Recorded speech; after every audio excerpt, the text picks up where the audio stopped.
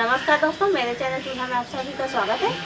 तो चलिए आज हम बहुत ही स्वादिष्ट पोहा बनाने जा रहे हैं। तो चलिए बनाना शुरू करते हैं। पोहा बनाने के लिए सबसे पहले सारे सब्जियों को अच्छे तरीके से धो के ले लेना है और धोने के बाद चलिए अब हम बारी बारी से सारे सब्जियों को काट के रेडी करेंगे। और इस तरीके से हमने आलू को छोटे छोटे साइज में काट के रेडी कर लिया है। चलिए अब हम बाकी के सब्जी को भी इसी तरीके से काट के रेडी कर लेंगे। अब हमने सारी चीजों को इस तरीके से छोटे छोटे साइज में काट के रेडी कर लिया है। चलिए अब हम इसके बाद पोहा बनाना शुरू करते हैं। अब हम यहाँ पे एक कढ़ाई लेंगे और इस कढ़ाई में एक बड़े चम्मच के लगभग तेल डालने के बाद तेल को अब हम थोड़ा गर्म होने देंगे और तेल भी गर्म हो चुका है। चलिए अब हम यहाँ पे मूंगफली डालेंगे और इस मूंगफली को डालने के बाद चलाते हुए बिल्कुल थोड़ा टाइम के लिए भून के रेडी करेंगे। बिल्कुल हल्का सा इस मूंगफली को भून के तैयार करना है। बहुत ज्यादा इस मूंगफली के दाने को नहीं भूनना है, या हमारा मूंगफली है टेस्ट हमें कड़वा हो जाएगा।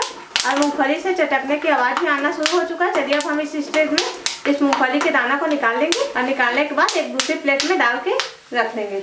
और हमारे इस कढ़ाई में अभी भी तेल बचा हुआ है, इसी तेल में हम पोहा बनाना शुरू करेंगे। तो इस तरीके से बारीक कटा हुआ हरी मिर्च को इस तेल में डालेंगे। इस हरी मिर्च को इस तरीके से हल्का चलाते हुए बिल्कुल थोड़े टाइम के लिए भून के रेडी करेंगे। और हरा मिर्च भी हमारा हल्का भून चुका है। चलिए अब हम इसमें छोटे साइज में कटा हुआ आलू डालेंगे। आलू को डालने के बाद अब हम छोटे साइज में कटा हुआ प्याज को डालेंगे। प्याज को डालने के बाद बारीक कटा शिमला मिर्च डालेंगे और बारीक कटा गाजर को डालेंगे। इन सारे चीज़ों को डालने के बाद इस तरीके से चलाते हुए मीडियम फ्लेम में भून के रेडी करेंगे।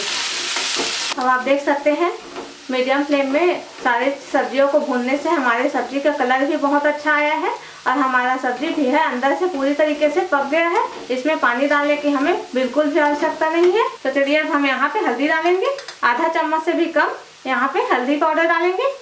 हल्दी पाउडर को टमाटर डालने के पहले डालना है ताकि हमारा हल्दी पाउडर है और सब्जियों के साथ अच्छे तरीके से भून जाए। टमाटर डालने के बाद अगर हम हल्दी पाउडर को डालते हैं तो हमारा टमाटर पानी छोड़ने लगेगा, जिससे हमारा हल्दी पाउडर सही तरीके से भून नहीं पाएगा। और हल्दी पाउडर डालने के बाद इस तरीके से चलाते हुए सारे सब्जियों को एक बार फिर से भून लेना है। अब इसके बाद हम बारीक कटा हुआ टमाटर डालेंगे और टमाटर डालने के बाद इस तरीके से एक बार फिर से सारे सब्जियों को चलाते हुए 2 से 3 मिनट के लिए मीडियम फ्लेम में भून के रेडी करना है। और जब तक हमारा सब्जी है भून के रेडी हो रहा है तब तक हम पोहा को धो के रेडी करेंगे। इस तरीके का एक बाउल लेंगे और बाउल में पोहा को डाल के बिल्कुल भी नहीं धोना है। इस तरीके का एक छन्नी लेंगे, इस छन्नी में इस तरीके से इस पोहा को डालेंगे। और पोहा को इस तरीके से छन्नी में डालने के बाद अब हम इसके ऊपर इस तरीके से पानी डालेंगे और धोएंगे। और पोहा को इस तरीके से छन्नी में डाल के धो लेना है, जिससे पोहा से सारा पानी तुरंत बाहर निकल जाए और जिससे हमारा पोहा बिल्कुल अलग अलग और खिला खिला पोहा तैयार हो। पोहा को धोते समय हमने इन सारे सब्जियों को बीच बीच में चलाते हुए पका लिया है। सारा सब्जी भी अच्छे तरीके से भुन चुका है। चलिए अब हम इसमें पोहा डालेंगे। तो चलिए अब हम यहाँ पे इस धुले हुए चिवड़ा को भी डालेंगे और चिवड़ा को डालने के बाद एक बार फिर से सारी चीज़ों को अच्छे तरीके से मिक्स करेंगे। अब आप देख सकते हैं हमने छन्नी में इस चिवड़ा को धोने की वजह से हमारा पोहा है बिल्कुल अलग अलग है, बिल्कुल एक दूसरे से चिपका हुआ बिल्कुल भी नहीं है। सारी चीज़ों को मिक्स करने के बाद अब हम यहाँ पे स्वाद अनुसार नमक डालेंगे। अब हम यहाँ पे नमक डालने के बाद बारीक कटा हुआ इस पनीर को डालेंगे। और पनीर को डालने के बाद एक बार फिर से सारी चीज़ों को अच्छे से मिक्स करेंगे।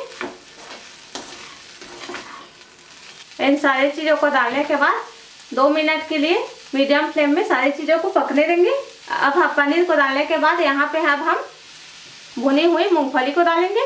अब हम यहाँ पे बारीक कटा हुआ धनिया पत्ती डालेंगे। सारी चीज़ों को इस तरीके से चलाते हुए 2 मिनट के लिए पका लेंगे। चलिए अब हमारा यहाँ पे पोहा है पूरी तरीके से बन के रेडी हो चुका है। अब हम ऊपर से नींबू का रस डालेंगे